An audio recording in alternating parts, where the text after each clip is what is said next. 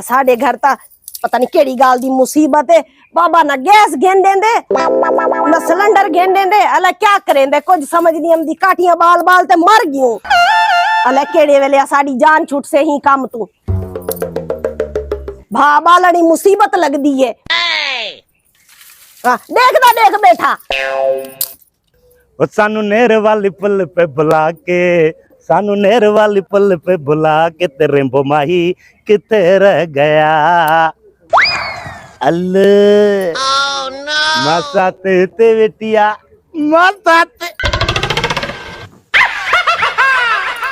मासा ते क्या भंडण आईवा मौत पावी सदाई विड़ अच्छा तो आ मैं ते को दसा बीमारी। अस्सलाम वालेकुम। वालेकुम सलाम। मासा तो खुश हाँ शुक्र है अल्लाह दा। क्या भंडण आई खुशबू भैया जे छा पचायो थी कुछ भी पचाए हो जा तू बात पानो परे रख। विड़ी ज्योति किस्मत सां आयो आहियां केड़ो रोज ईंदो आहियां।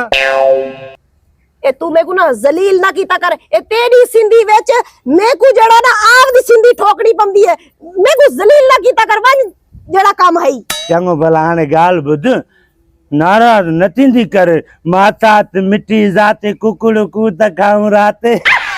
कुकड़ी कू त खाऊं रात। तू काम दी गाल कर जेड़ी काम दी गाल है ठीक है ना। खुशामत न कीता कर। विड़ू न माता विड़ू न कम जी गाल बुध भला।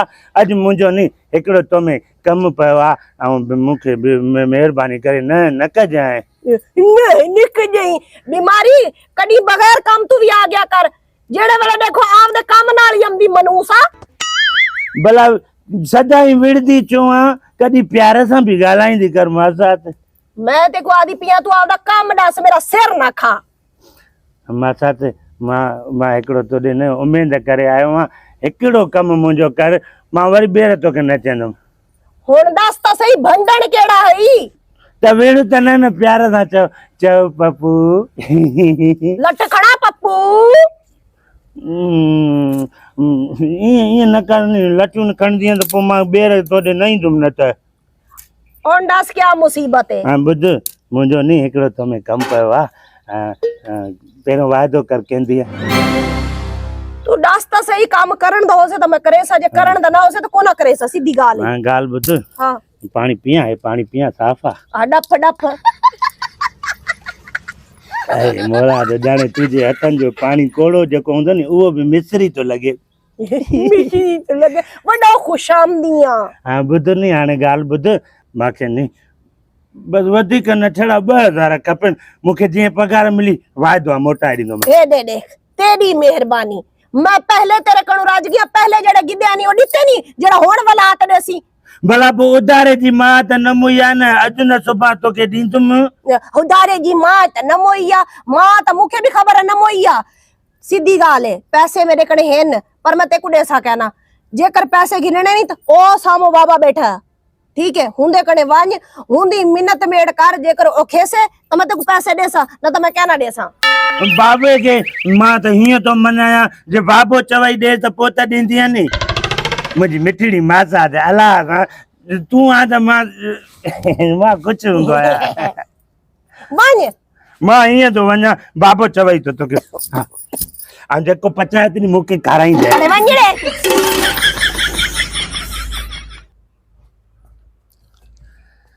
मासड़ अस्सलाम वालेकुम। वालेकुम सलाम। खुश आयो तबीयत ठीक है। खैर दा खैर में आयो हां। अरे तो लंघियुम चयम त मासीअ जे घरो चक्कर ॾींदो वञा इलाही ॾींहं थिया मासड़ सां बि न मिलियुमि मासात सां बि न मिलियुमि ओ अलाए छा पचाए पई मांखे खुशबू आई मां चयोमांसि मांखे गिरहो कराए त मूंसां विड़े थी नथी ॾे चए थी बाबे खां पुछा कर अब हाणे मांखे क़िस्मत सां आयो आहे न गिरहो खाराईंदव। हां छो न खाराईंदा दादा कॾहिं जो पचाए थी ॼण तयार हूंदी हा छो न खाराईंदे हा नी शाबाश थी अलाह साईं कुझु रख दे मां वञा थो मासात ॾे हुनखे चवां थो तूं छड़ो रड़ करे चएसि त हिनखे ॾेसि। हल हल ठीकु आहे तूं वञेसि चवां थो महिरबानी मासात मां मासड़ के राजी करे आयो आहियां हाणे तूं बस मांखे ॾे तूं भले पुछेसि बि। बाबा क्या था पे है पोइ हिनखे ॾेसि अल्लाह प्यू मेरे को केड़े तावीज की तेनी बीमारी जेड़े वेले देखो तेरी वट वलेंदे मूंखे भी प्यारो आ मां भी प्यारो आहियां हिक तूं ई आहीं जेका मूंसां प्यार न कंदी आहीं हणई डंडो खबर पइजी वनी अल्लाह जो कसम मासी हयात में हुजे हाने जीअरी हुजे त चवां मासी मूंखे मासात जो संग दे अरे सा हेनी मेरे कड़े सिर्फ ये 2000 जे ना दीते ना वला पप्पू आपदी खैर रखी कडी देसी ओ बस एक बिन ॾींहंनि में ॾींदो एक डूडी होवण ही तू वध थे ना तमा तेरे ना जुंडे पटड़े सा है सद को जाए ये विरती नगर कदी प्यार भी कंदी कर मां ए न कर गड्डा पकड़ चल जान छोड़ चावल खाराई जाए मूंखे जरूर खाराई जाए वञ वे न त खवावा तेखू चल सत ए खा ये बे बारी खावणे वण त आ वञ